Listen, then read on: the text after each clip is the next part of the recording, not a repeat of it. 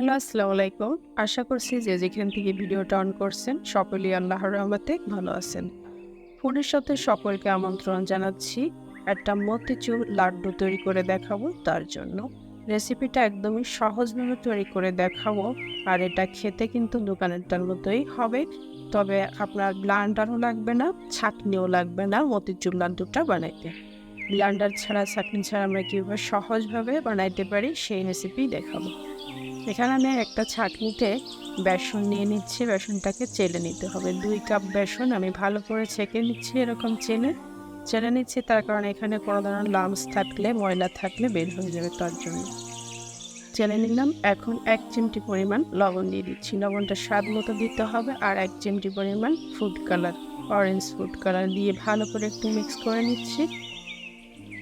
এখন দিচ্ছি পানি অল্প অল্প করে দিয়ে ঠিক এভাবে করে মিক্স করতে হবে। কোনো ধরনের লাম্পস যেন না থাকে সেটা খেয়াল করতে হবে।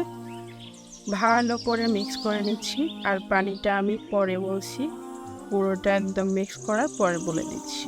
ব্যাটারটা ঠিক এরকম তৈরি হবে। আমি ভালো করে মিক্স করে নিয়েছি। আর এইভাবে করে একটু কাপ দিয়ে ভালো করে দেখিয়ে দিচ্ছি, ঠিক এরকম হবে থিকনেসটা। এখানে আমার 3.5 কাপ পানি লেগেছে 2 কাপ বেসনের জন্য। এখন আমরা বুন্দিটা তৈরি করব, মতিটা তৈরি করব। এখন এখানে যে বেসনটা আমি কিনেছিলাম সেই বেসনের প্যাকেট দিয়ে আমরা মতিটা তৈরি করব।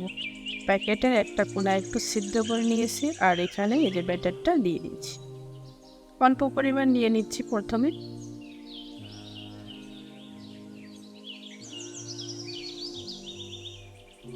দিয়ে এই যে হাতের ভিতর নিয়ে এখন চুলোতে আগেই আমি তেল বসিয়ে রেখেছি। এখানে সামান্য একটু সিদ্ধ করে নিছি, একদমই ছোট্ট করে।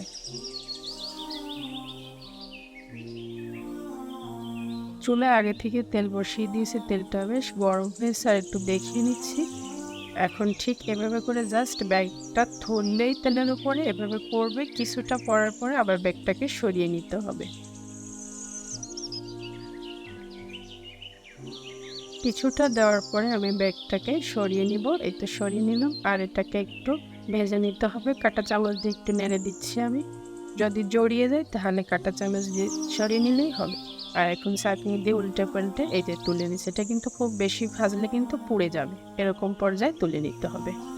আর এটা যদি 2-1টা বড় করে হাত দিয়ে চাপ দিলে সবগুলো গুঁড়ো হয়ে যাবে। ঠিক এরকম করে সবগুলো মতিকে আমি বানিয়ে নিচ্ছি। একটা ফ্রাই প্যানের মধ্যে 2 কাপ চিনি নিয়ে নিচ্ছি। এটা হচ্ছে লাল চিনি। তবে কোনো অকেশনের জন্য তৈরি করলে অবশ্যই সাদা চিনিটা ইউজ করবেন। লাল চিনিতে কিন্তু কিছুটা লালচে লালচে ভাব হয়।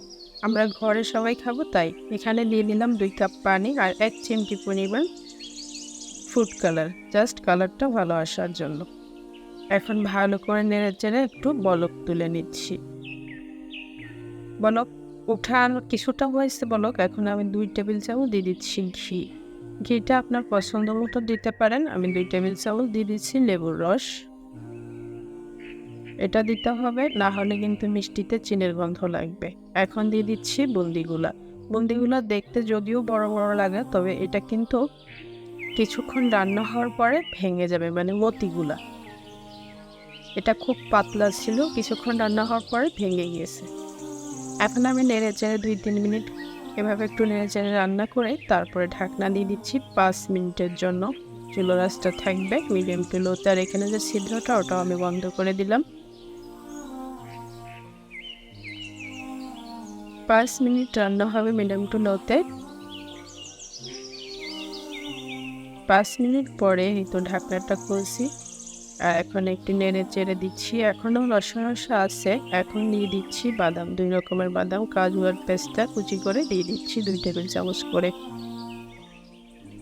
এখন দিচ্ছি একটুখানি গোলাপ জল। এটা কেউ পছন্দ করলে দিতে পারেন, না পছন্দ করলে না। আমি দিলাম 1 চা চামচের মতো।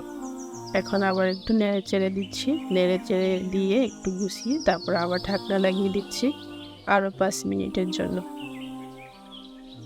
5 মিনিট পর এই তো হয়ে আসছে। এখন কিন্তু নেড়ে চেড়ে সুন্দর করে 1 মিনিট ধরে নেড়ে চেড়ে 1 টেবিল চামচ দিয়ে দিচ্ছি গুঁড়ো দুধ। এটা কিন্তু অপশনাল, কেউ যদি দিতে চান দিতে পারেন, না চাইলে না। এখন আমি ভালো করে নেড়ে চেড়ে এখন এই যে চুলোটা অফ করে দিয়েছি আর আমি ভালো করে নেড়েছেন। একটু ঠান্ডা হওয়ার পরে লাড্ডুগুলোকে তৈরি করে নিচ্ছি। ঠিক এভাবে হাতে ছোট বড় যে যেরকম বানাতে চাই সেরকম একটা সাইজ করে নিতে পারে। আমি এই যেরকম করে একটা করে নিলাম, আরও একটা করে নিচ্ছি। ভিডিও যদি ভালো লেগে থাকে তাহলে একটা লাইক দিয়ে দিবেন আর একটু শেয়ার করে দিবেন। আল্লাহ হাফেজ।